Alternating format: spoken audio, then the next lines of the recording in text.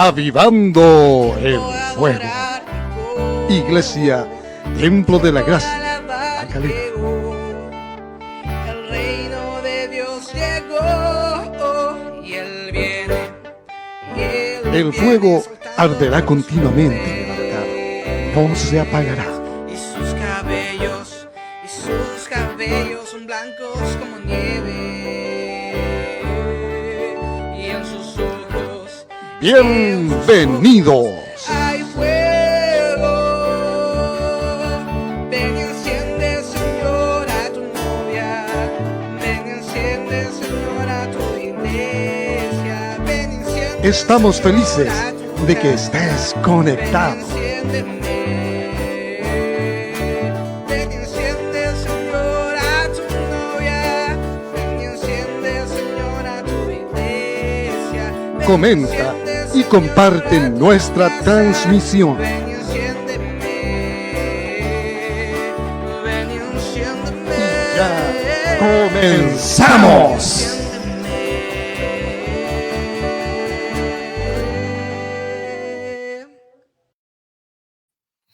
Hola, hola mis queridos y amados hermanos, que el Señor les bendiga en esta noche de día sábado.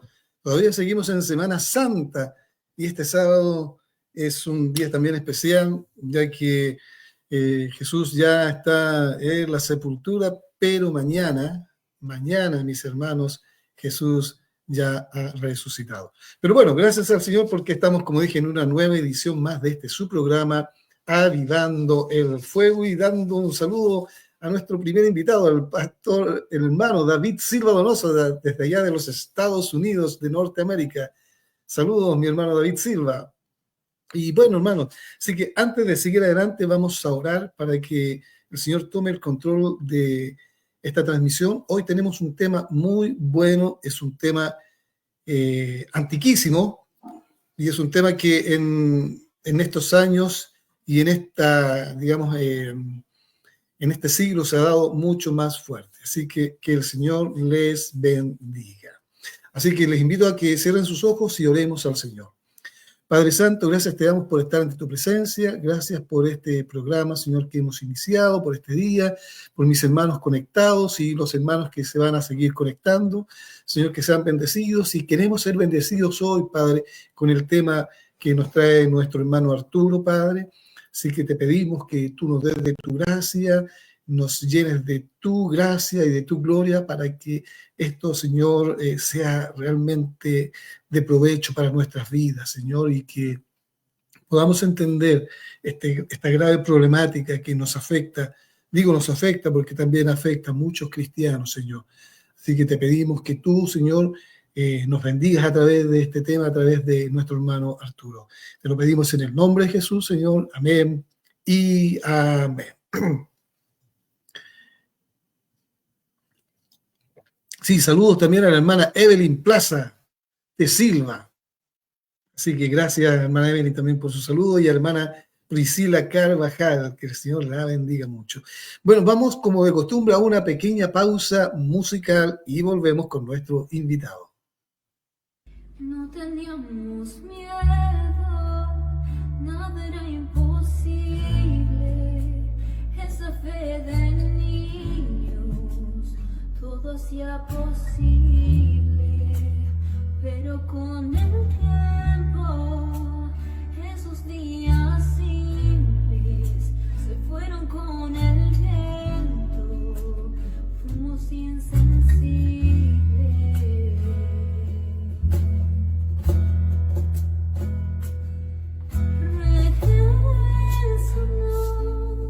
Restauranos para escucharte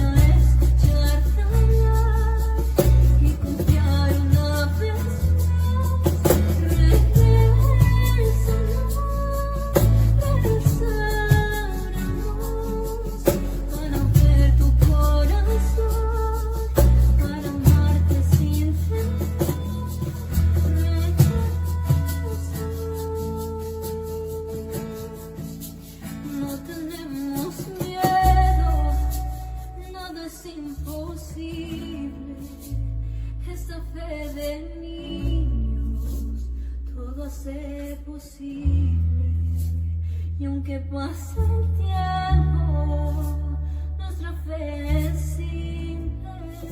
Tú siempre eres bueno, siempre eres amor.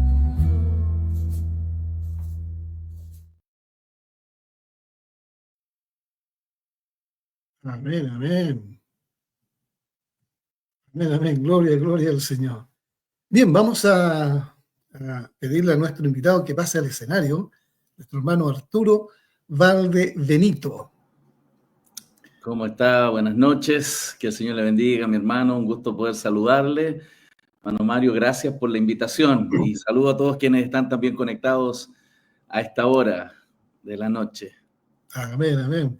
Bueno, hermano, para nosotros y para mí especialmente es un gusto poder tenerlo acá.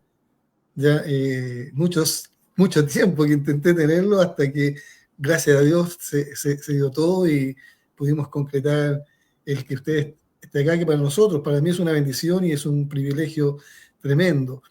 Pero bueno, para los que no lo conocen, preséntese y para que nos podamos conocer mejor todavía. Perfecto.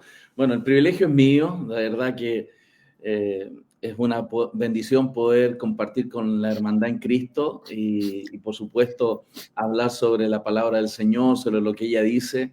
Y para aquellos que llevamos años en Cristo y sirviendo al Señor, siempre es una oportunidad maravillosa que el Señor nos da de poder compartir el Evangelio. Mi nombre es Arturo Valdebenito, soy chileno. Estoy viviendo hace un poquito más de un año en Monterrey, México, con mi esposa. Mi hijo menor también está por acá. Mi hijo mayor está viviendo allá en Chile, en el sur, en Puerto Montt. Así que un saludo para Matías, que quizás está conectado también. Y Felipe está aquí con nosotros estudiando teología. Y estoy hoy día sirviendo en el Ministerio Respuestas en Génesis. Mi rol es ser expositor del ministerio. Me toca viajar bastante por diferentes países de Latinoamérica. En los próximos meses vamos a Europa, a algunos países por allá, a visitar y a servir por esos lados. Y otra de mis funciones es ser director de proyectos del Ministerio Internacional. Estamos con proyectos hacia diferentes idiomas del mundo, con tal de que aquellos recursos en el área de apologética, de la autoridad de la escritura, de la suficiencia de las escrituras, sea compartido en diferentes idiomas. Así que esa es mi función. Fui 20 años pastor en Chile, me tocó ser plantador de una iglesia hace 16 años atrás en Santiago, así que siempre vinculado con el pueblo del Señor y, por supuesto, amante de mi Señor y de su palabra, que es tan poderosa y suficiente para orientar y salvar y redimir a nuestras vidas. Qué tremendo, qué tremendo. Y este ministerio, digamos, Respuesta en Génesis, ¿de qué trata? Respuestas en Génesis es un ministerio apologético que se dedica a preparar, a entrenar a la iglesia para defender su fe. Tiene dos grandes parques en Kentucky, Estados Unidos. Uno es el Museo de la Creación y el otro es el Encuentro con el Arca, que es el barco, el Arca de Noé con dimensiones bíblicas. Son dos parques temáticos muy, muy contundentes, muy grandes. Uno abierto el 2007, otro abierto el 2017, que están todo el tiempo reforzando la convicción bíblica de los creyentes, pero también desafiando a los escépticos sobre la autoridad de la palabra del Señor, mostrándole a los creyentes y a los escépticos de que la palabra del Señor no es solamente un conjunto de reglas morales que hay que cumplir y el pasaje o el camino a la salvación, sino que también es la verdadera historia, nuestra verdadera historia, desde el principio, la verdadera historia del cosmos, del origen de las especies y, por supuesto, de este plan maravilloso redentivo centrado en Cristo, en el cual tenemos verdadera esperanza, ¿no?, frente a un mundo tan difícil hoy día. Así que en todos estos temas de ciencia y fe, todos estos temas, cómo nos paramos frente a la teoría evolutiva, frente a las ideologías actuales, estamos siempre generando contenido, con la idea de que aquellas convicciones bíblicas de los creyentes sean fortalecidas. Yo creo que todos de alguna manera hemos tenido preguntas en este sentido. Me pasó a mí cuando joven, cuando entré a la universidad a estudiar ingeniería mecánica en Santiago, en USACH, y también los jóvenes de la iglesia que me tocó pastorear también habían preguntas que era importante responder, y a eso nos dedicamos, a dar razón de la esperanza que hay en nosotros, como dice 1 Pedro 3:15, tratando de fortalecer esa visión bíblica de la realidad. Sí. Amén, amén, qué maravilloso. Y el Génesis, qué más maravilloso, ¿cierto? Empezar desde el Génesis, donde está la base de todo. Así es. La base de todo. Es fundamental, ¿no? Es fundamental Génesis, porque desde Génesis se funda, por ejemplo, el matrimonio, la realidad del hombre y la mujer. Hoy día están tratando de borrar toda esa distinción, pero en Génesis se nos muestra tal cual Dios nos creó. En el principio era todo perfecto, completo, funcionaba maravilloso para la gloria de Dios.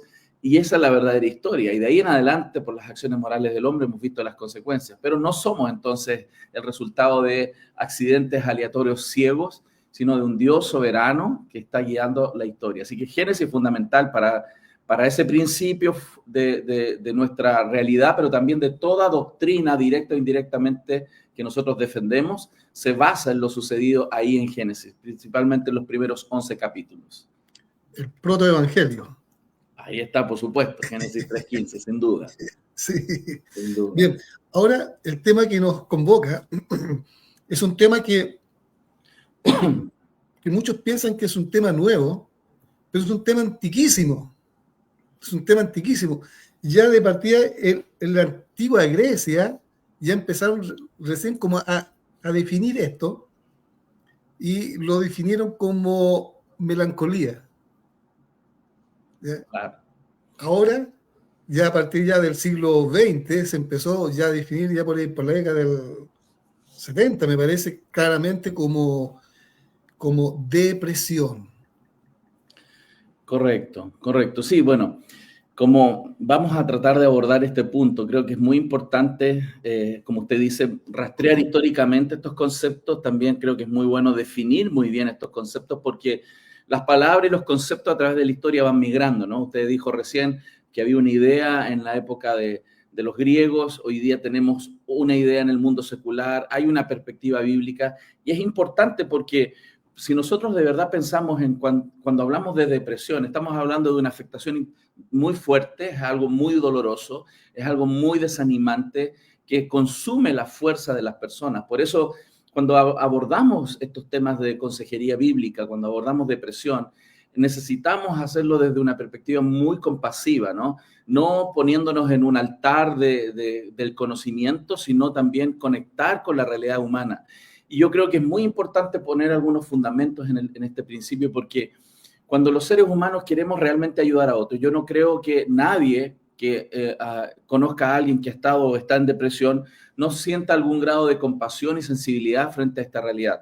Pero una cosa es querer ayudar a las personas y otra cosa es saber hacerlo, ¿no? Yo creo que son dos cosas que van caminando juntas, pero no siempre están bien conectadas. Yo creo que abordar el tema de depresión requiere una correcta comprensión de qué es el ser humano, primero, y después cuál es realmente el problema en el cual el ser humano está.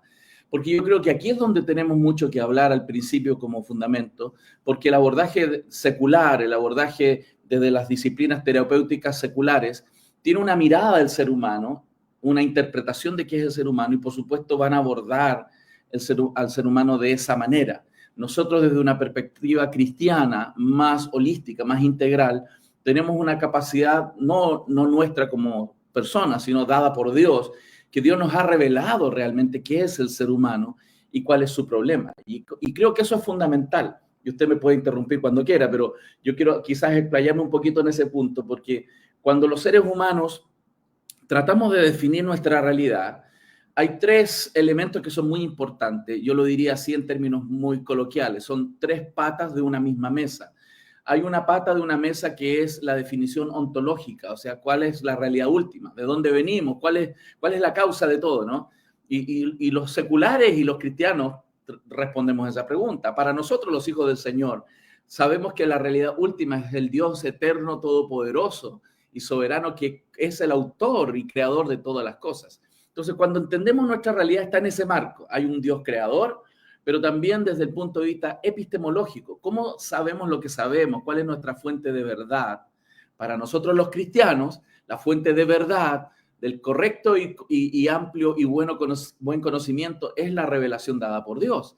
Dios se ha revelado, Dios nos ha dado su palabra, y para conocer la verdad, nosotros tenemos su palabra como la principal fuente autoritativa, ¿cierto?, respecto de qué es el ser humano en muchos términos y, por supuesto, cuál es su problema. Y también el aspecto ético. ¿Cómo definimos el bien y el mal, el marco moral? Para nosotros, nuestra realidad ontológica, epistemológica y ética viene de aquello que Dios nos ha dado. Pero el mundo secular no piensa así. El mundo secular, su realidad última, o es la materia eterna, o un accidente, o la nada que trajo a existencia algo, ¿no? Respecto de la epistemología, cómo saben lo que saben, depende de la época, depende de la escuela, puede ser racionalismo, puede ser empirismo, puede ser diferentes líneas de filosofías de conocimiento inductivo, conocimiento deductivo. Los seres humanos tratan de obtener y encontrar la verdad. Y estos ismos, estas corrientes que tienden a ser hegemónicas, han tratado, por supuesto, de abordar qué es el ser humano y cuál es su problema. Y lo mismo pasa en términos éticos. Entonces, si vamos a ese punto, mi hermano Mario, si nosotros queremos realmente ayudar a alguien, si de verdad necesitamos reflexionar mucho sobre qué es el hombre y cuál es su problema. Porque si yo no sé bien qué es el hombre y cuál es su problema, voy a errar en mi diagnóstico. Y si yo me equivoco en el diagnóstico, voy a errar también, o va a ser muy insuficiente el tratamiento, el abordaje. Es como si un médico, ¿no? Un médico no tuviera el conocimiento para acertar y entender qué es el ser humano en términos biológicos, por ejemplo. Si él no sabe en términos biológicos qué es el ser humano, su diagnóstico va a estar errado. Y si el diagnóstico está errado, también lo va a estar el abordaje terapéutico. Para nosotros, desde la visión bíblica, la Biblia nos provee una correcta comprensión mucho más holística de qué es el ser humano. Sabemos que el ser humano es un ser material, tiene un componente biológico, orgánico, hay toda una estructura y en ese sentido las ciencias biológicas, neurológicas nos pueden aportar muchísimo, pero reconocemos que el ser humano es material, es orgánico, pero también reconocemos que el ser humano es inmaterial, que el ser humano tiene un alma, que el ser humano está hoy día en una condición caída, que tiene un corazón pecaminoso, engañoso, como la Biblia lo habla tan explícitamente en muchos pasajes. Entonces, cuando entendemos al ser humano en su amplitud, holísticamente, vamos a tener mayor precisión para poder llegar a una correcta comprensión de qué es el ser humano, cuál es su problema, y un mejor diagnóstico para poder ayudar a las personas. ¿Sí? Amén, estamos correctos. Primero es el conocimiento de quién es el hombre, ¿cierto? ¿Cuál es su función aquí en la Tierra? Yo creo que es lo más principal. Por ejemplo, la psicología existencialista, ¿cierto? Plantea que la depresión es la incapacidad para construir un futuro. Claro, porque el existencialismo, como usted lo citó recién, si abordamos esa escuela de pensamiento, el existencialismo propone que el hombre no es creado, sino que es simplemente el resultado de causas aleatorias.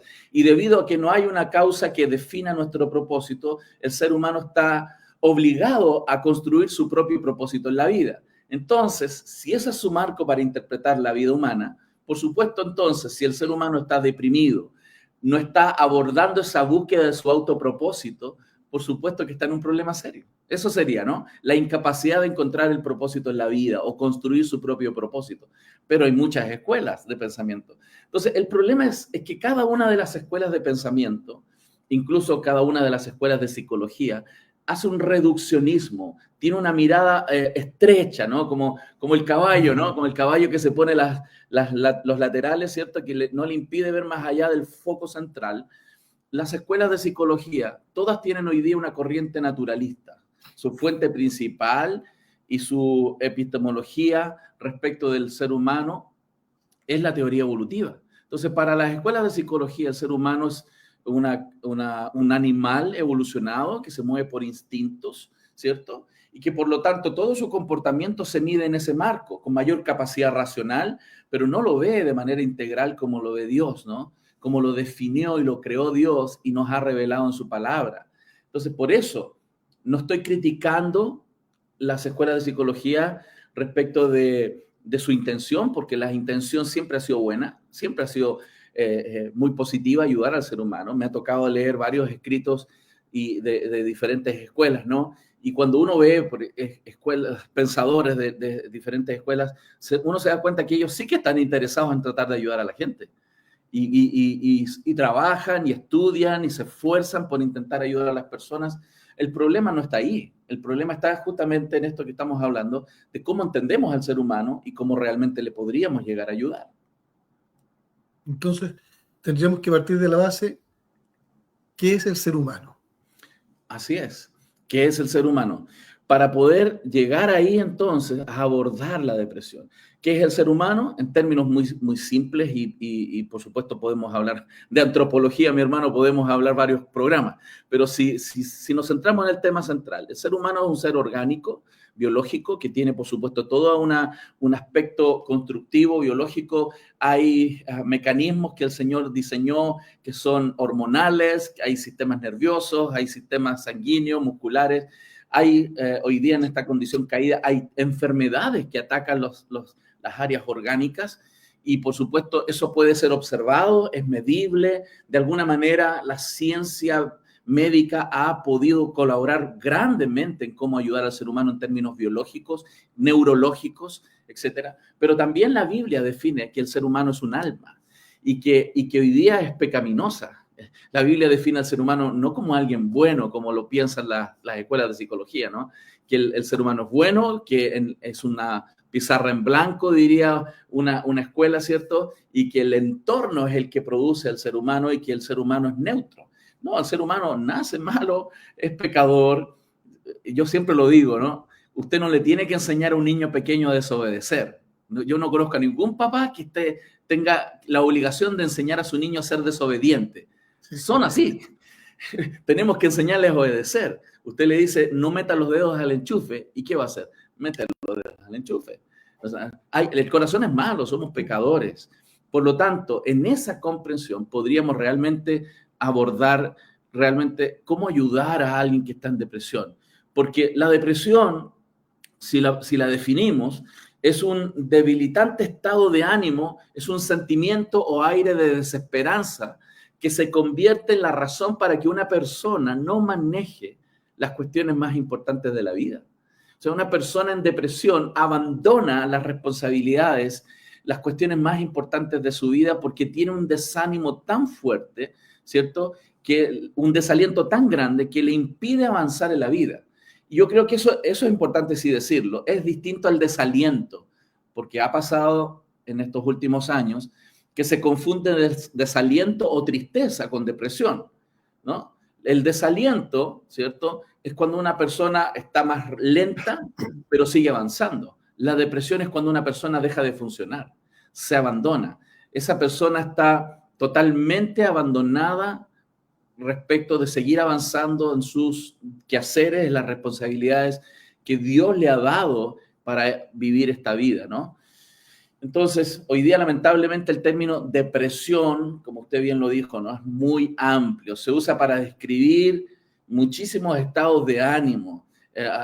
Hoy día es un término muy fluido en términos contemporáneos. Tiene esta variedad de posiciones en cuanto al aliento y el avance en la vida, y eso incluso confunde a los cristianos. Si usted se ha fijado, mi hermano Mario, ya nadie está triste, están todos deprimidos. Sí, estoy con depre, dicen, ¿no? Claro. De hecho, sí, es muy amplio y ya está, se utiliza en el aspecto económico. Cuando acá en este siglo, ¿cierto? En el siglo XX, cuando fue la Gran Depresión. Exactamente. Cualquier cosa que sea un bajón, algo inferior a un estándar, ya le llaman depresión. Pero la depresión, ¿cierto? Sería el punto para mejor definirlo y no que sea tan subjetivo. Es el punto donde una persona deja de funcionar y se abandona y deja de hacer aquellas cosas o esas cuestiones más importantes de la vida. Por eso el sistema de salud mental ha tenido que agregar adjetivos, ¿no? Hablan de depresión reactiva, de depresión clínica, depresión mayor, depresión maníaca, depresión bipolar, etcétera, etcétera, etcétera, etcétera, porque tienen que intentar clasificar niveles de intensidad, ¿cierto?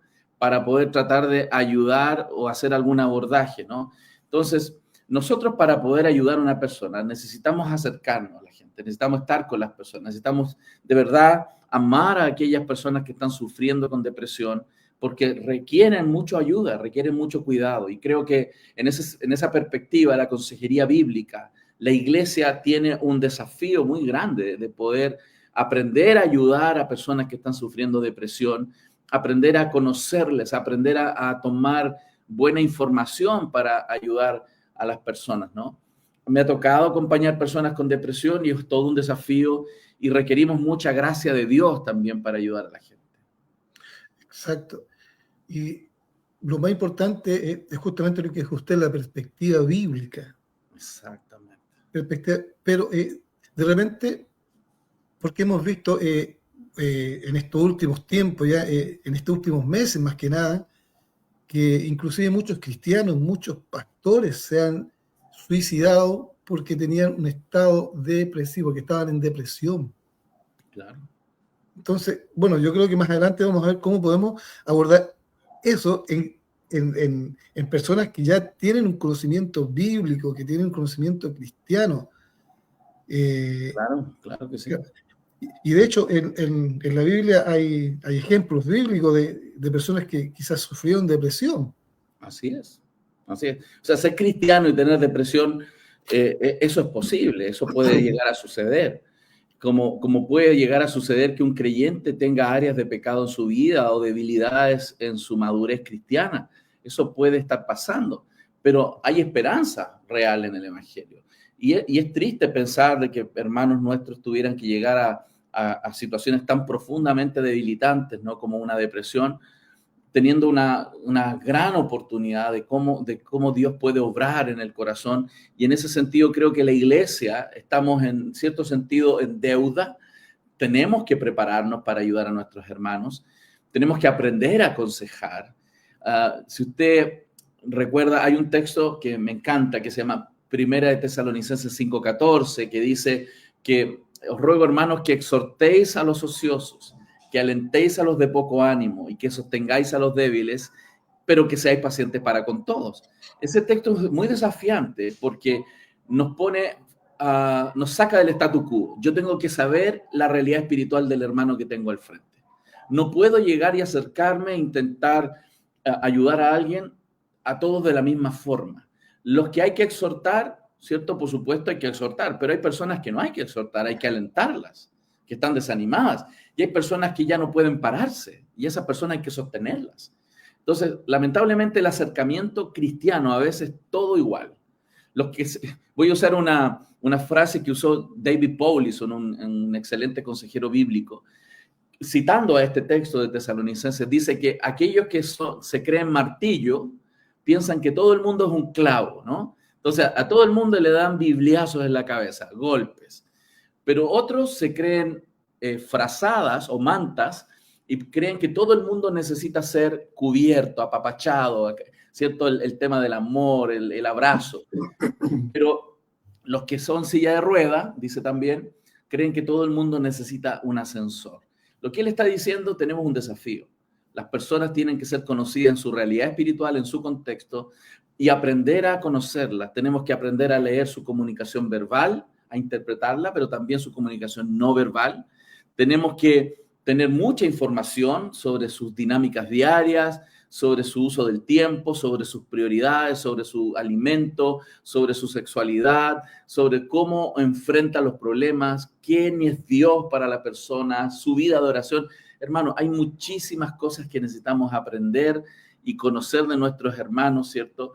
Para poder hacer una evaluación. Hoy día, evidentemente, en un programa como este no podemos abordar todo, pero creo que necesitamos entender que no es tan simple acercarse a alguien que tiene depresión y no podemos ser tan simplistas como decirle, hermano, necesitas orar más, que lo he escuchado, ¿no? O necesitas leer más la Biblia y orar más, te falta fe, ese es tu problema. El tema es mucho más profundo que eso. Exacto. ¿Y algunos ejemplos bíblicos? Claro, tenemos ejemplos bíblicos, ¿cierto? Como el profeta Elías, ¿no?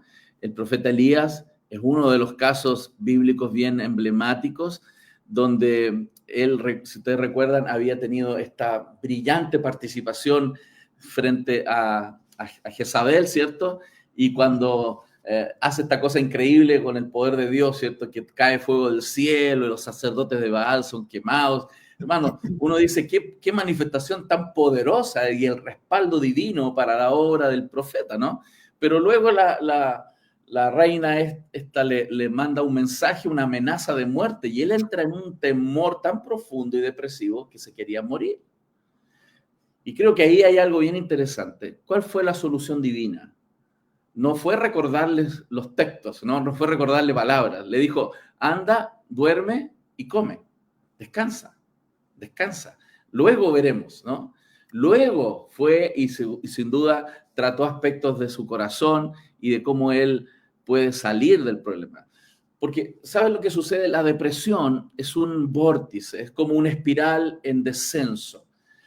Hay un ejemplo bíblico que creo que es muy expresivo en esto, que es el caso de Caín. Caín, por ejemplo, es un ejemplo claro en Génesis capítulo 4, que es ese momento cuando él ofrece la ofrenda, ¿cierto? Y su hermano Abel también ofrece su ofrenda. Y vemos en los primeros, en el versículo 3 y 4, cómo Caín ofrenda, pero Dios rechaza esa ofrenda. Y el texto lo deja muy claro. Pero luego de eso se ve una reacción de Caín. Caín se ensañó, dice la Escritura en el verso 5, en gran manera y decayó su semblante. Y el texto muestra cómo ese semblante demudó, cambió, ¿cierto? Y él no se arrepintió de lo que estaba pensando y no hubo ningún indicio en ese momento de su enojo, de su amargura, ¿cierto? Y es por eso que vemos en el versículo 6 y 7 cómo Dios aborda esto. Viene y le pregunta. Y creo que eso es muy importante. Hay que preguntar mucho a una persona que está en una dinámica de enojo, de ira o incluso depresiva. En vez de hablar tanto, tenemos que preguntar mucho. El Señor le dijo, ¿por qué estás enojado y por qué ha demudado, cambiado tu semblante? ¿Cierto? Y él le dijo, si hubieras hecho bien, estaría aceptada tu ofrenda, pero el pecado yace a la puerta. Entonces vemos ahí cómo él no se arrepiente, la amargura lo consume y sigue cayendo en esta espiral. Él deja de hacer lo correcto. Empieza con tristeza, con amargura, luego enojo, ira, al punto de llegar a un asesinato. Él sigue cayendo, sigue abandonando la voluntad del Señor, cayendo más profundamente, incluso hasta, en este caso, hasta asesinar a su hermano, ¿no? Y luego Dios interviene, ¿cierto? Pero él dice, y soy guarda de mi hermano. Él sigue duro en su corazón y sigue cayendo hasta que Dios lo castiga, ¿no? Entonces, una de las cosas a la cual él llegó al final es que él dijo, no puedo soportar este castigo, es demasiado duro este castigo. Todos están en mi contra. Pero él llegó ahí por una espiral de caída, enojo, ira, amargura, asesinato y luego excusas. Ese es otro caso, pero hay varios, ¿no? Hay varios en la Biblia que son útiles para entender cuál es la dinámica de cómo la depresión se gatilla. Y podemos ayudar a hermanos que están ingresando a una espiral de depresión, conociéndoles muy bien y conociendo cómo las Escrituras nos informan de esta dinámica de que las personas dejan de hacer poco a poco la voluntad del Señor, y en eso tenemos que ayudarle. O sea, la adversidad está en todos lados. Las dificultades, todos las vivimos. Los reveses y los desalientos, las decepciones, todos de alguna manera lo experimentamos. ¿Cuál es el punto? Es cómo respondemos a esa adversidad. Si nuestra respuesta es pecaminosa, vamos a tener luego malos sentimientos. Y eso va a tener mayores respuestas pecaminosas y el aumento de los sentimientos malos. Y esto sigue hacia abajo, cayendo, mayor irresponsabilidad a la voluntad de Dios, hasta llegar en un punto más profundo a una desesperación absoluta, incluso, como usted lo citó, mi hermano, incluso algunas personas terrible y dolorosamente se suicidan porque cayeron en el fondo de la espiral. ¿Y qué es del caso de Jeremías, por ejemplo? En el caso de Jeremías, déjeme recordar bien cuál es el caso de Jeremías. No lo tengo aquí en mente. Inclusive se le llama el profeta llorón. Ok. Sí, no estoy seguro si él está en un cuadro que podríamos clasificar depresivo, ¿no? En ese contexto. Así que no sabría decirle si podríamos clasificarlo a él ahí. Sí, para mí es muy claro Elías, para mí es muy claro, los salmos muestran mucho de esto, ¿no? Salmo 42, Salmo 43, la tristeza, ¿no? Profunda. pero no estoy claro si el profeta Jeremías entró en un cuadro depresivo. Sí, él era muy sensible, ¿no? Profeta llorón. Sí. Entonces, creo que hay mucho desafío. La depresión es un cuadro duro, doloroso, y creo que necesitamos prepararnos para ayudar a las personas en depresión. ¿Sí? Amén. ¿Qué más nos podría hablar? Bueno, respecto de esto, en particular, de cómo podemos ayudar, primero quiero decir cómo no debemos manejar a las personas deprimidas, cómo no hacerlo. Hay algo tipo que nosotros siempre... Sí, te comprendo. Sí. Uno de los errores es que las personas digan solamente voy a hacer un apoyo, en el sentido de que me involucro eventualmente, ¿cierto? Nosotros sabemos que Dios tiene las respuestas. Y si Dios tiene las respuestas, debemos involucrarnos en la vida de una persona que está en un cuadro depresivo. No podemos estar distantes, tenemos que acercarnos. Entonces, ¿cómo no manejar una situación con personas deprimidas? Es un cuadro distante, un acercamiento muy aleatorio. No. Nosotros debemos acercarnos. También creo que hay un error importante, el minimizar, ¿cierto?, los pensamientos hostiles o de culpa, ¿cierto? Los pensamientos de hostilidad y de culpabilidad deben ser abordados. Si yo no manejo, si no trabajo los aspectos de la culpa, de esa sensación de culpa, pero también de la culpa real, que la Biblia sí hace explicación de la culpa real, pero también de la culpa sentida, ¿no? O de esa sensación de culpa. Nosotros tenemos que abordarla. Entonces, no podemos dejar a un lado la culpa que las personas sienten cuando están en cuadros depresivos, porque ellos saben, incluso cuando son creyentes, saben que no está bien que estén así, que no está bien porque han dejado y han abandonado sus responsabilidades. Entonces, tenemos que acercarnos bien y trabajar mucho los aspectos de las personas. Entonces, tenemos que conocer su problema, tenemos que conseguir involucrarnos, ¿cierto? Llevar bitácoras con ellos sería muy bueno, tener una agenda activa, ¿cierto? Y explicarles cuál es la dinámica de la depresión. Como yo les explicaba recién, hay una dinámica descendente, ¿no? Como en el caso de Caín, de Saúl, de Elías, ¿cierto? Entonces, si yo le explico cómo la depresión funciona, y me ha tocado compartir con alguien, ellos logran entender ahora cómo llegaron ahí. Porque a veces ni siquiera se están dando cuenta cuál fue el proceso. Esto no sucede tan rápido la mayoría de las veces. Es un proceso de sumergirse en una dinámica hasta llegar al fondo. Lo segundo que debemos hacer, aparte de explicarles, es darles muchas esperanzas. Por ejemplo, 1 Corintios 10:13, un texto hermoso, dice, no os ha sobrevenido ninguna tentación que no sea humana, es parte del género humano, pero fiel es Dios. Y eso es tremendo, porque independiente cualquiera sea la circunstancia, tenemos un Dios fiel. Y dice el texto en 1 Corintios 10:13, que no nos dejará ser tentados o probados más de lo que podéis resistir, sino que dará también juntamente con la tentación o la prueba la salida. ¿Para qué? Dice el texto, para que podáis soportar. Yo lo explico de esta manera, es como de repente la depresión es estar en un lugar, imaginémonos en un estadio techado, oscuro absoluto, sin tener ninguna oportunidad de ver ni más allá de mi nariz. Y eso es la depresión, un fondo oscuro sin salida. Pero en algún momento se abre una puerta o cierta distancia que dice exit, salida, camina hacia allá. Dios, juntamente con esa realidad de prueba, nos da una salida en la cual debo dirigirme y caminar por fe hasta salir de ahí.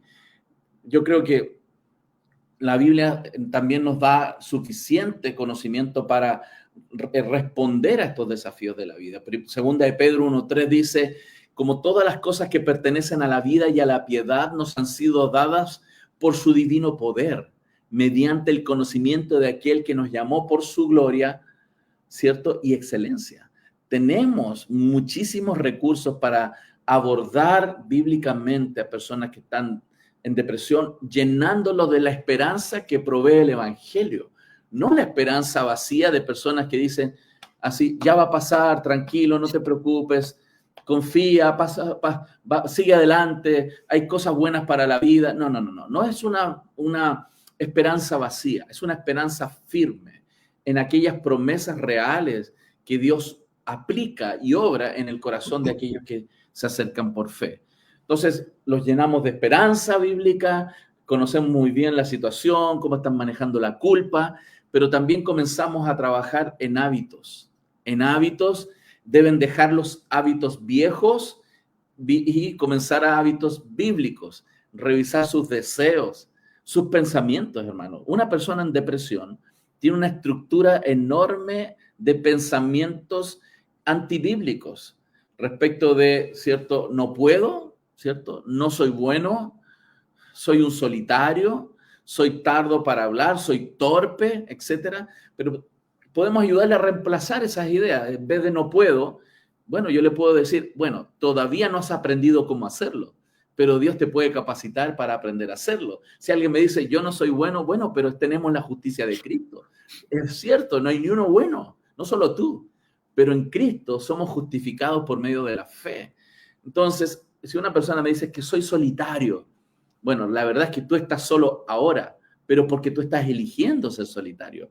La vida y el entorno, Dios ha permitido que tengas personas en tu entorno. Entonces, les ayudamos a reemplazar ideas erróneas por ideas bíblicas, viejos hábitos de vestirse del viejo hombre y vestirse del nuevo hombre, renovando el espíritu de la mente, ¿cierto? Para que comiencen a ejecutar acciones correctas. Para que alguien salga de la depresión, hermano, tenemos que revertir el espiral de caída con el cual llegaron al fondo, ahora comienza poco a poco a revertirse, con deseos correctos, pensamientos correctos y acciones correctas, que comienzan poco a poco a alentar al creyente cuando da pequeños pasos de fe para honrar al Señor en sus vidas, para cumplir la voluntad del Señor, temiendo a Dios. Eso va a traer gozo, ¿no? Cuando Jesús dijo que para él lo que más le agradaba, ¿cierto?, era hacer la voluntad del Padre. Los creyentes, cuando hacemos la voluntad de Dios, también viene gozo a nuestros corazones. Entonces, deseos correctos, pensamientos correctos, oraciones correctas, acciones correctas, son el camino paulatino, poco a poco, para que la persona vaya saliendo de la espiral de la depresión. Sí. Pero ahora salta una pregunta, ¿cómo saber? ¿Cómo reconocer el estado de depresión? Hay un spot que salió, bueno, yo lo he visto por internet, que es muy sugerente, que hay dos personas, dos amigos que llegan a un estadio, uno con su gorrito, todo vestido ya uno muy alegre, muy efusivo, ahí gritando cada gol, cada acción, y el otro que está al lado, mirando, sin gesto alguno. Eso sucede varias veces, hasta que de repente ese que estaba calladito solo aparece solo, y el que estaba gritando eufórico ya no aparece más. Entonces eso da a entender que, y ahí dice que la depresión es un problema serio. Así es. Bueno, la comunicación no verbal nos puede ayudar también, ¿no? Además de la comunicación verbal. Si yo tengo la oportunidad de hacer buenas preguntas, eso voy a tener muy buena información. Pero también la comunicación no verbal, lo que se llama el halo, ¿no? El aspecto, como lo vemos en Génesis capítulo 4, ¿no? Cuando el Señor enfrenta a Caín, le dice, ¿por qué ha decaído tu semblante? O sea, nuestra cara habla, ¿no? Nuestro rostro puede hablar en cierto sentido. Entonces, cuando la gente tiene esa actitud de esto no sirve, ese aire de desesperanza, ¿cierto? Y que trata de autoconvencerse de que no tiene sentido lo que hace, ¿cierto?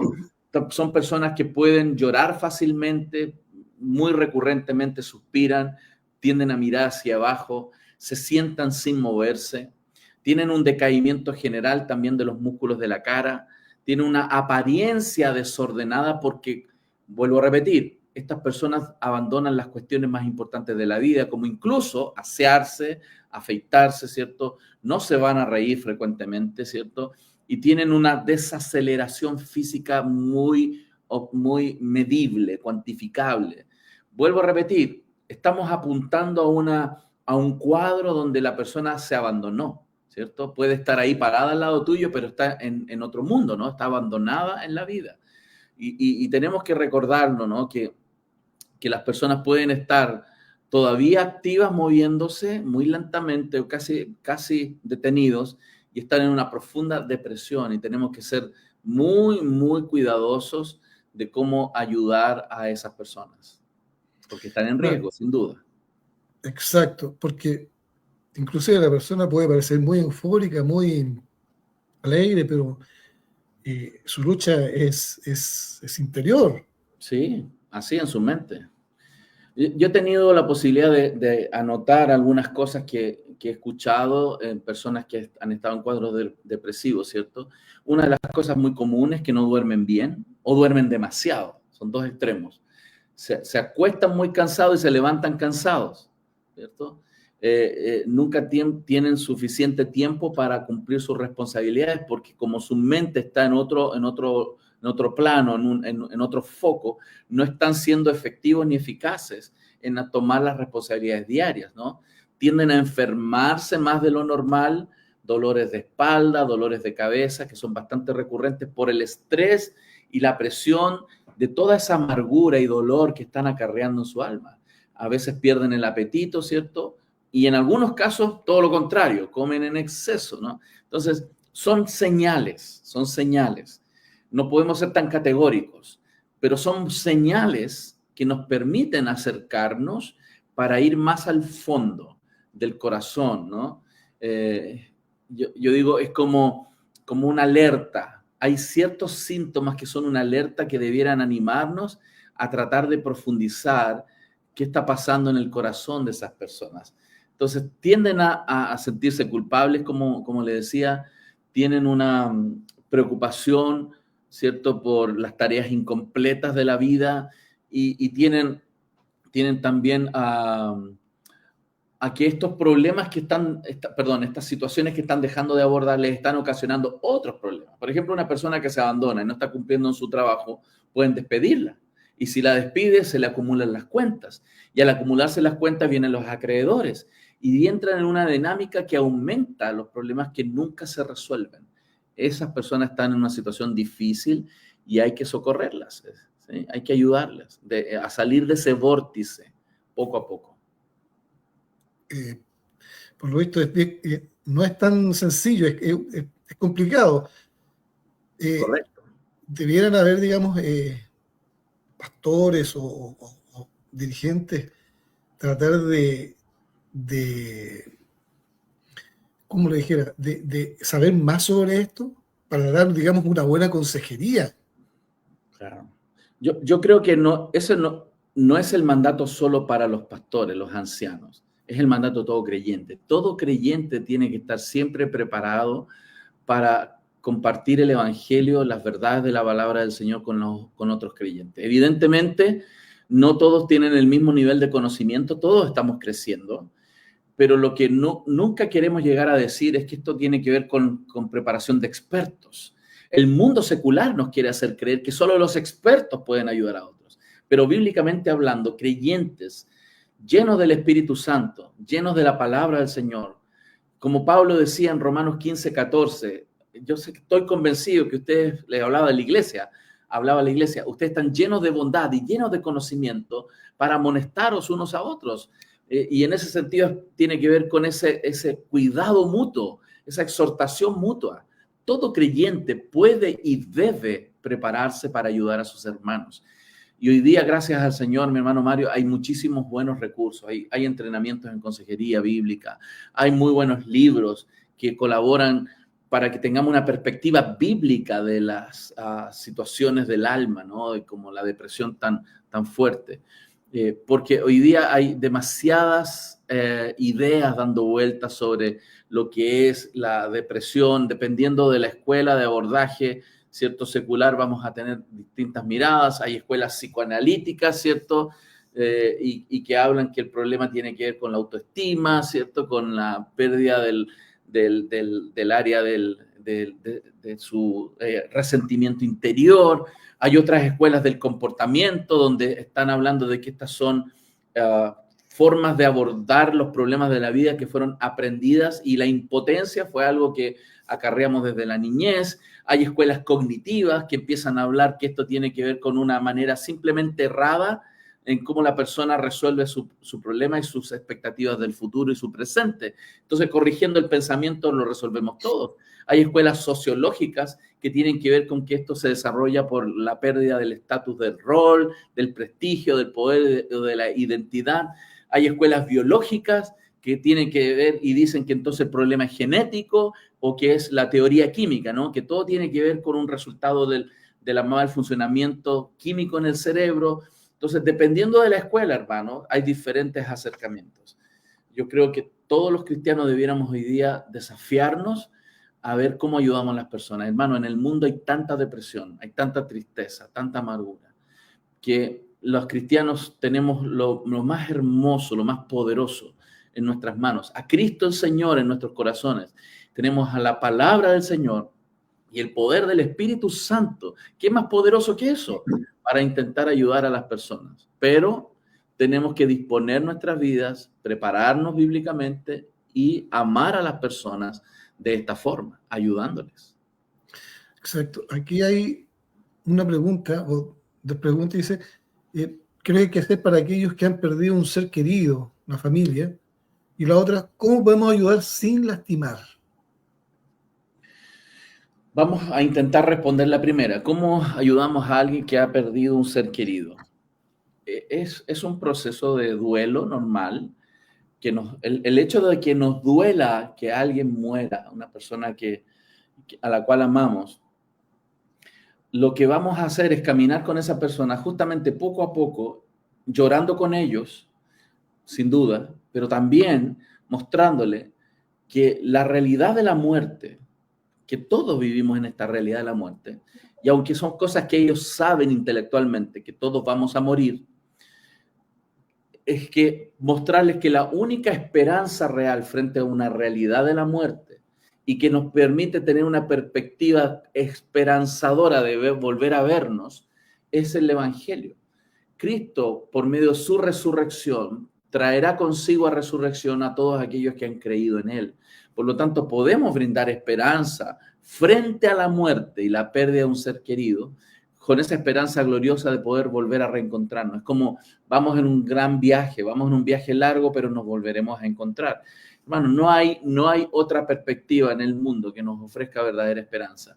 Y aunque la mayoría de las personas, lo que yo acabo de decir, lo pueden saber, lo que sí no siempre sabemos es que no basta solo con decirle a la gente, mira, nos vamos a volver a ver.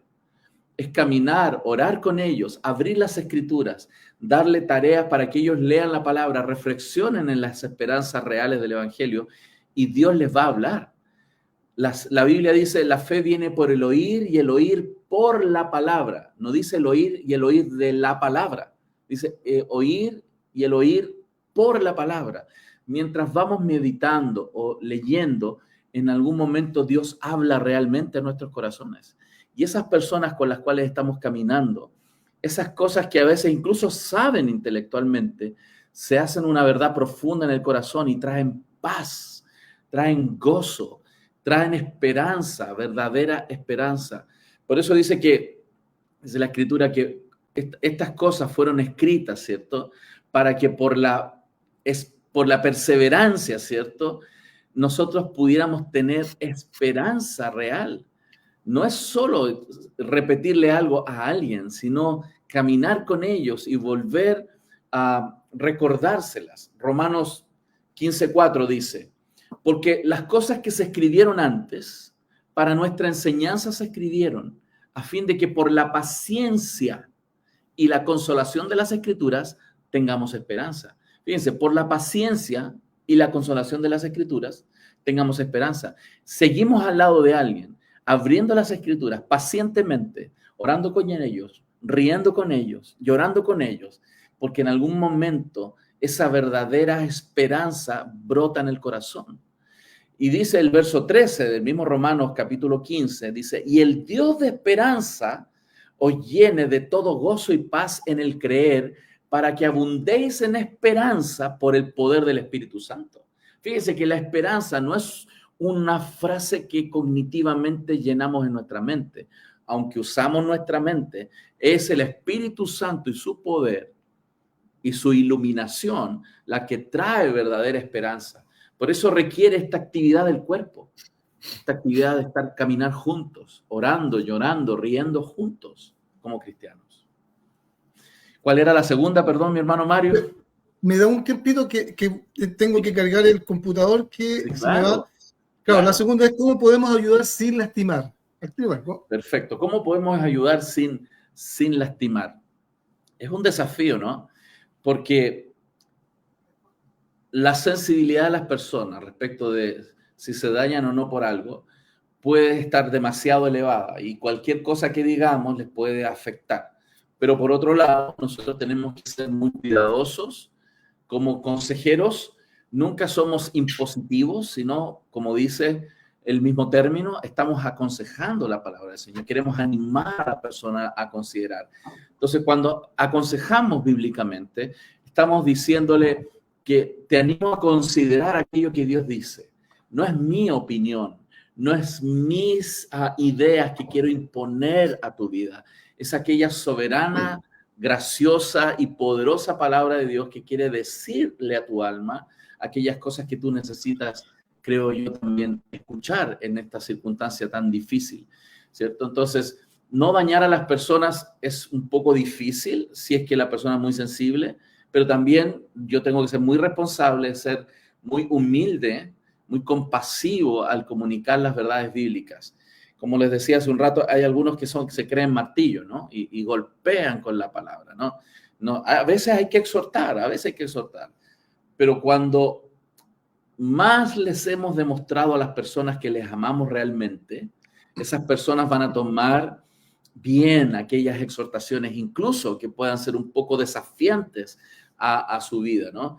Por eso creo que si tú piensas en Romanos 15:4, cuando dice Pablo que yo estoy seguro que entre ustedes están llenos de bondad, llenos de conocimiento, es como decir, están llenos de amor y llenos del conocimiento necesario.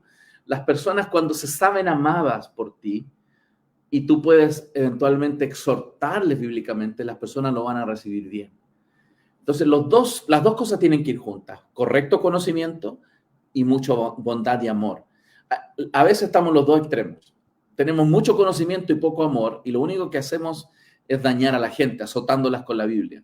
Pero otras veces estamos llenos de amor, mucha compasión, pero nunca le decimos lo que ellos necesitan escuchar, que es la verdad bíblica y que a veces los va a desafiar al cambio. Entonces, las dos cosas tienen que caminar juntas y en eso creo que Jesús es el perfecto ejemplo, lleno de gracia y de verdad. Mientras más le pedimos sabiduría al Señor para ayudar a otros, el Señor nos va a ir dando esa sabiduría para caminar con otros en el Evangelio. Exacto. Sí, es un tema delicado, cómo poder ayudar sin lastimar, porque muchas veces también pasa, y vamos a volver a lo que es el suicidio, ya sea de cristianos o no de cristianos. Si es de cristianos, bueno, hay un tema teológico, pero cómo poder ayudar a esas personas, porque de repente tenemos una concepción teológica del que se suicida, ya se pierde, se va al infierno, no hay nada más que hacer por él, pero cómo poder ayudar a esas personas sin lastimarlas, sin ahondar más en el dolor que sienten o la incertidumbre que tienen. Claro. Como les decía, si yo amo a alguien y tengo el conocimiento bíblico para hacerlo y he visto la gracia de Dios sobre mi vida, de esa gracia puedo ir dando. Entonces, el cómo hacerlo es difícil. No va a existir una pauta de 7 pasos para sacar a alguien de la depresión y 7 pasos para no dañar a alguien. Eso no existe. Eso son a veces tonterías que aparecen por ahí. Porque esto es muy dinámico. Esta es la acción del cuerpo de Cristo, dirigida por el Espíritu Santo. Fíjense, estamos hablando de la iglesia de Cristo, el cuerpo de Cristo, miembros los unos de los otros.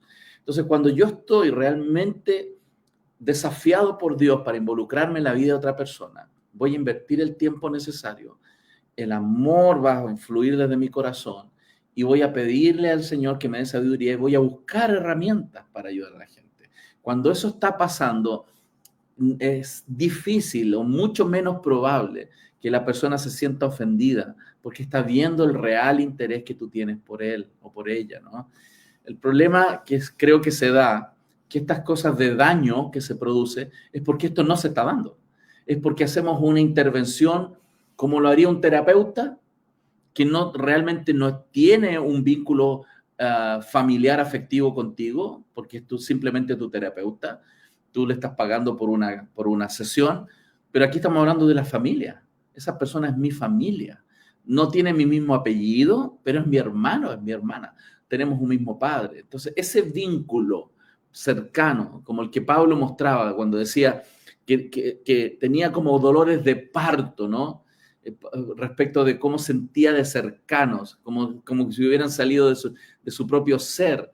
En Hechos capítulo 20 habla de que pasó 3 años de día y de noche, como con lágrimas exhortando todo lo que fuese necesario para cuidar a la iglesia de Cristo. Esa real manifestación del amor, un amor no solo de labios, sino de hecho y de verdad. Eso es sin duda una vía, un vehículo para que las personas tengan menos probabilidades de dañarse o sentirse ofendidas. Y como dice Romanos 12:15, gozados con los que se gozan, llorad con los que lloran. Absolutamente.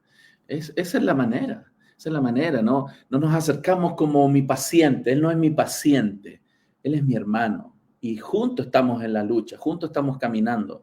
Entonces, esa cercanía va a permitirme observar si él necesita en algún momento ser exhortado. Pero también me voy a poder dar cuenta que a lo mejor no necesita ser exhortado. Simplemente sostenido y llorar con él, por ejemplo. Aquí hay otra pregunta que yo creo que ya se ha respondido, pero valdría la pena recalcarla igual, de Melissa Faunde. Dice, ¿cómo puedo ayudar a una amiga que no es cristiana para salir de la depresión? Sé que hay que orar y prepararse para hablar del Evangelio, pero su pérdida es grande y dolorosa. Sí, es una situación muy compleja porque una persona que no tiene a Cristo no tiene la posibilidad de que la palabra del Señor sea iluminada por el Espíritu Santo, está muerto espiritualmente. La Biblia, y voy a usar términos que son un poco duros, pero la Biblia así lo plantea, está muerto, no puede percibir las cosas que son del Espíritu de Dios y no las puede entender porque para ellos esto son locuras.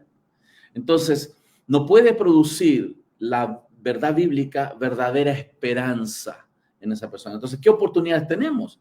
Por supuesto, ya lo dijo en el mismo comentario, orar mucho por esa persona primero, para que Dios tenga misericordia y compasión y abra su corazón en que en el medio de esa desesperanza pueda encontrar a Cristo. Entonces, el Dios que es soberano en los fines, que esa persona pueda ser salva, pero también en los medios, puede usarte a ti, aquella persona que está cerca, justamente para estar muy presente. Que esa persona vea que de verdad tú le amas. ¿Y cómo se vea eso? ¿Cómo se logra dar cuenta que otra persona te ama a ti? Es porque realmente está preocupado por ti, te acompaña, ¿cierto? Te demuestra interés. Entonces, esa persona debe ver el interés, el amor real, debe tener la oportunidad de ser expuesta a la predicación del Evangelio y mostrarle que la única esperanza que ella tiene en la vida y en la muerte es Cristo.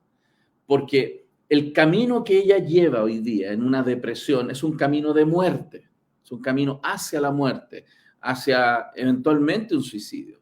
Entonces, toda persona en la vida va camino a la muerte física y muerte eterna. Entonces, la única esperanza que ella tiene para salir de la situación tan profunda es encontrarse con Cristo y que Cristo resplandezca en su corazón. Entonces, la única forma que eso puede llegar a pasar es que Dios abra su corazón mientras yo estoy compartiendo con esa persona, mostrándole que hay alguien que murió por nosotros para justamente redimirnos y sacarnos de esta realidad tan triste y dolorosa como lo que a veces las personas experimentamos. Exacto. Y también dice qué palabra bíblica puede ayudar a una persona que está en profunda depresión. No es una palabra bíblica. Toda la palabra. No hay una receta, no hay un pancito de vida. Yo a veces lamento que hay cristianos que viven con pancitos de vida, ¿no? Que creen que el horóscopo cristiano. Dios no habla de esa manera. Dios no te habla por WhatsApp, ¿no? No te manda mensajitos. Dios habla por toda su palabra. Y justamente la Biblia es una gran historia. Y de hecho los creyentes y los seres humanos en general nos conectamos más con las narrativas que con los mandamientos. Los mandamientos son necesarios, ¿no? Esas listas de cosas que tenemos que hacer y las que no hay que hacer. Pero la mejor manera de que una persona vea cómo alguien enfrenta la vida y sale adelante frente a los problemas de la vida, con todo lo que eso implica, ¿no? Su espiritualidad, sus desafíos físicos, monetarios, sociales, todos los desafíos que la vida puede tener, es ver cómo personas en la narrativa bíblica enfrentaron la vida y Dios les ayudó a salir de ahí. Esa es la forma. No hay un versículo, hay muchísimos versículos y narrativas, historias que te conectan con la realidad humana. Y me encanta la Biblia porque no es hipócrita, cuenta la verdad, tal como los seres humanos somos. Nuestras luchas, los salmos, si pudiera esa persona ver salmos, si pudiera ver casos terribles de depresión, como el caso de Elías, por ejemplo, ver cómo Dios puede sacar a alguien de ahí. Eso, junto con las promesas, son muchas de las cosas que un creyente en depresión debiera escuchar. Según de Timoteo 3:16, toda escritura es útil. Así toda es. escritura es útil.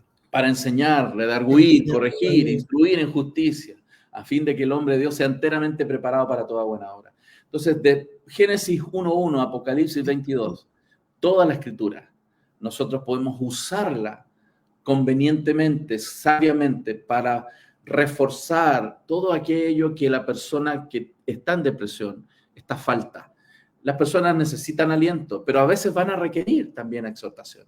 A veces van a requerir dirección, enseñarles, dirigirlas, ponerle metas. ¿Ya? Entonces, todo eso es parte de lo que podemos, tener a disposición para ayudar a una persona deprimida. Y permítame, no quiero ofender a nadie, significa en la práctica que tienes que leer la Biblia mucho. Tú no puedes dar a otro lo que no tienes. Tú no puedes ayudar a alguien en depresión si tú no pasas profundamente tiempo con Dios y su palabra para poder compartir con otro aquello que Dios dice. Entonces necesitamos la iglesia de Cristo, nosotros, la iglesia del Señor, ustedes y yo juntos como parte de la iglesia, leer mucho la palabra de Dios para poder compartir cuánto de ellas puede ser útil para ayudar a alguien en esta situación. Bien, ha estado interesante esta charla. Creo que ha sido muy buena, muy beneficiosa y de mucha bendición. Esperamos que así sea, de bendición para los hermanos. Así que también un gran saludo a mi hermana Ana, a Melissa, hermana Jessica. Saludo al pastor Marcos también, que por ahí yo lo vi que está conectado. Y gracias a todos los hermanos que estuvieron conectados. Espero que esto sea de bendición. Ese es el objetivo. Hermana María Gloria Olmos, al evangelista Pablo Beltrán también, que sean todos bendecidos y esperamos que esto realmente haya sido de bendición para hermano todos. Mario, dígame. si me permite comentarles también a los oyentes que del 7 al, creo que es 11 o 12 de julio de este año, si Dios me lo permite, voy a estar en Chile, justamente en La Serena, en el norte.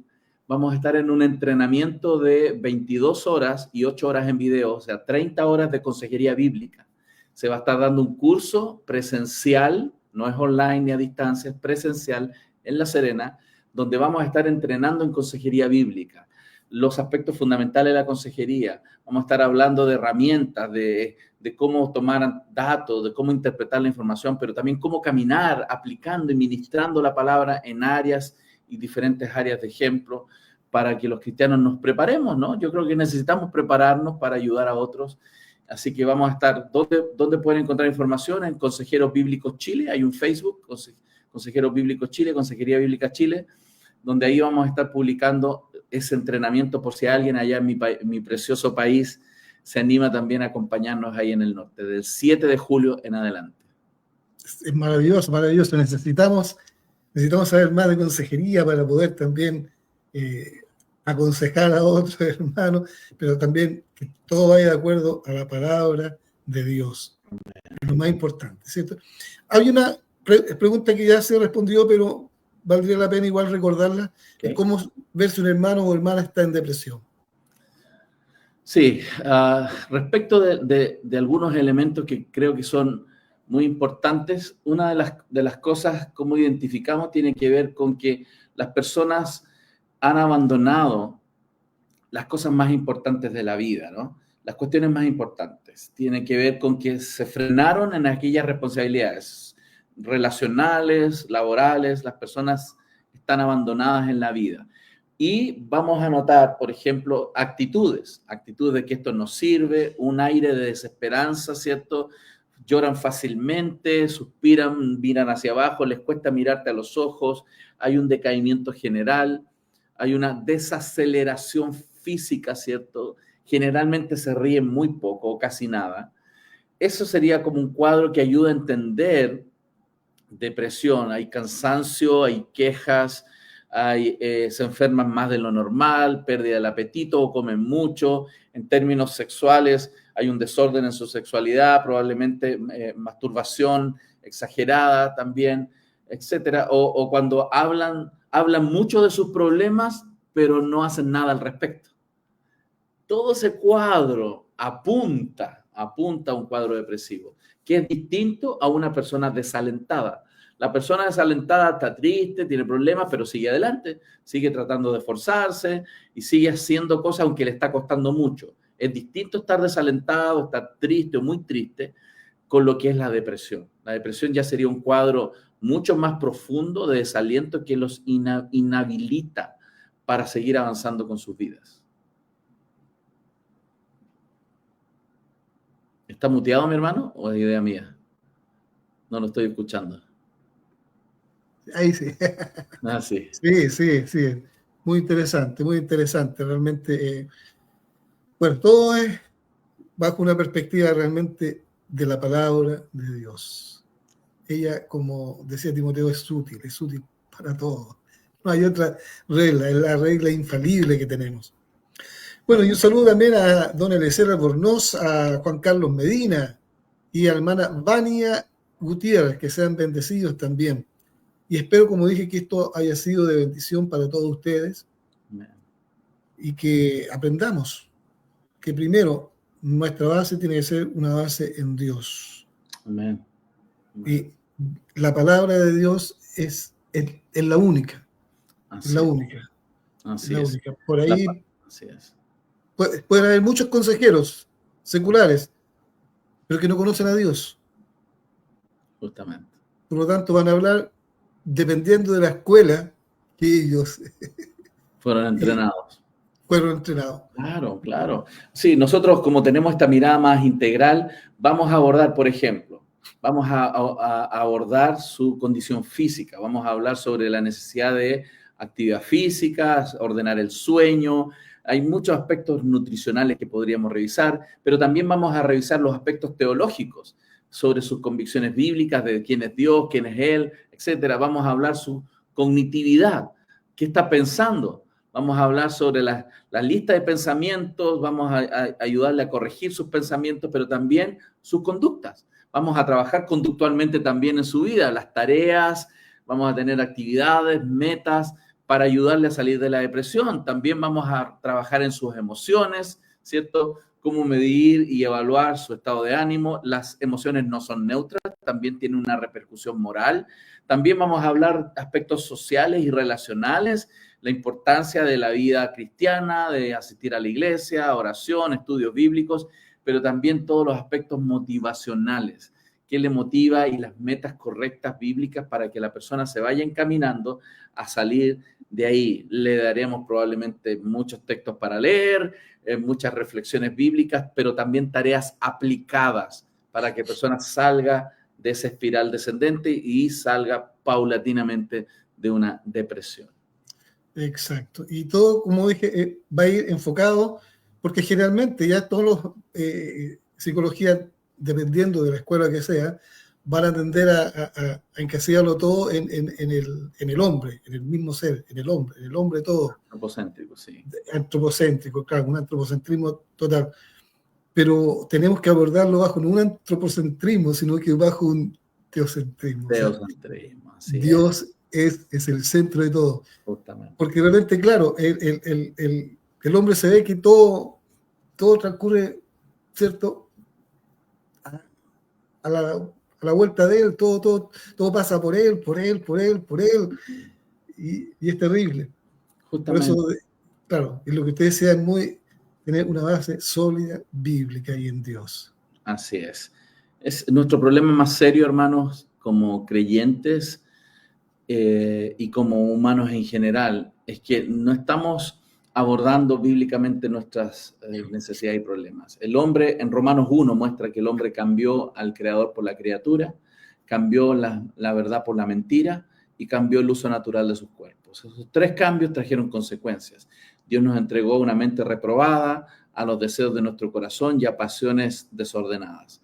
La única esperanza para esta realidad caída y nuestro corazón que se amarga, se entristece, se desalienta hasta nivel puntos como querer la muerte, es el Evangelio. Cuando dice, hermanos, Romanos 12, os ruego por las misericordias de Dios que presentéis vuestros cuerpos como sacrificio vivo, santo, agradable a Dios, que es vuestro culto racional. No os conforméis a este siglo, sino transformados por medio de la renovación de vuestro entendimiento para que comprobéis. Y esto me encanta, es un desafío. Para que tú compruebes la buena voluntad de Dios, agradable y perfecta. Un creyente puede entonces ahora cambiar las mentiras por verdades, cambiar y dejar de adorar a las cosas hechas y a los seres humanos, a los animales, a los perros, a la casa, al auto, y empezar a adorar racionalmente al Creador, espiritualmente al Creador. Y por supuesto comenzar a ordenar la vida en todos los términos en los cuales Dios quiere que la ordenemos. Eso es lo que nos saca de la condición tan triste en la cual a veces vivimos, porque no estamos haciendo el camino redentivo que Dios propone en su palabra, en diferentes aspectos de nuestra vida. Amén, ¿cierto? Y salir de ese estado centrado en uno, como lo hizo Lutero cuando descubrió Romanos, Sí. que digo que no todo pasa por uno, sino que es la gracia de Dios que pasa por uno. Y bueno, y tenemos un gran ejemplo también, que es el príncipe de los predicadores, ¿cierto? Spurgeon, que también pasaba por estos cuadros, pero su alivio era la palabra de Dios. Amén.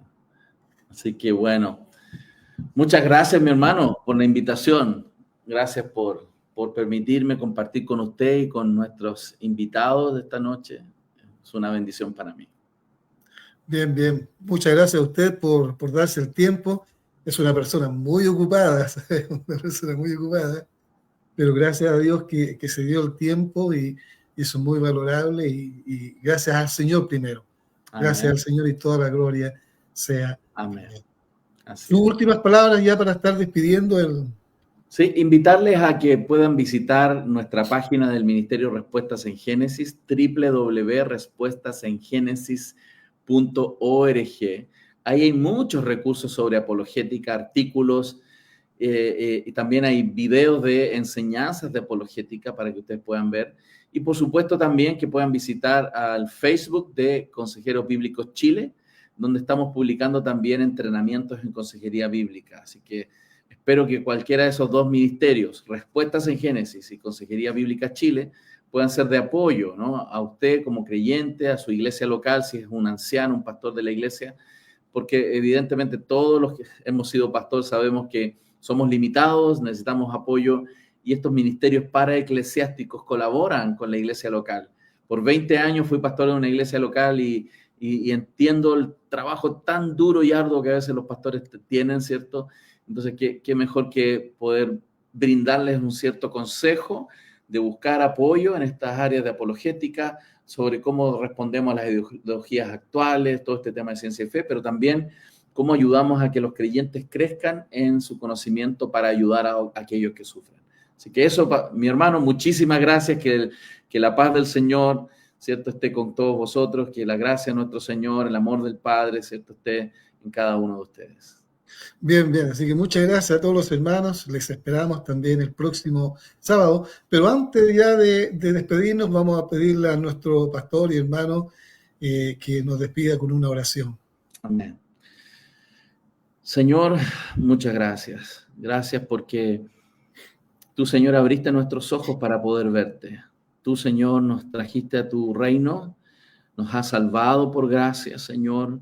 Somos simplemente receptores de esa gracia soberana y por la cual hoy día estamos en pie, Padre, y podemos orar a ti, Señor. Y hoy podemos acercarnos confiadamente al trono de la gracia para alcanzar misericordia y hallar gracia para el oportuno socorro, Señor. Y en especial, Dios, oramos por aquellas personas que están hoy en depresión, que están abandonando sus esperanzas, Señor, aquellas personas que quizás los que están aquí oyendo conocen. Oramos por ellos, Señor, para que tengas tu compasión de sus vidas y también puedas usar nuestras vidas, Señor, para acercarnos a ellos y brindarles, Señor, las verdades de tu palabra. Señor, no somos mejores que ellos, Señor. También hemos sido ajenos a tu verdad y hoy estamos creciendo en ella, Señor. Permítenos ser un canal de bendición para aquellos que sufren en este mundo, Señor. Te damos las gracias y toda la gloria sea para ti, Señor, en el nombre de Jesús. Amén. Bien, mis hermanos, gracias por estar con nosotros y les esperamos en una nueva edición de Vivando el Fuego el próximo sábado y que Dios les bendiga. Bendición. El reino de Dios llegó y el bien. Gracias por conectarte con nosotros. Soltando por los montes y sus cabellos son blancos como nieve. Y Les esperamos el próximo sábado a las 22 horas. Ven y enciende, Señor, a tu novia. Ven y enciende, Señor, a tu iglesia. Comparte nuestra transmisión para que más personas puedan escuchar del Señor. Ven y enciende, Señor, a tu novia. Ven y enciende, Señor, Buenas noches y bendiciones. casa. Ven y enciéndeme. Ven y enciéndeme. Ven y enciéndeme.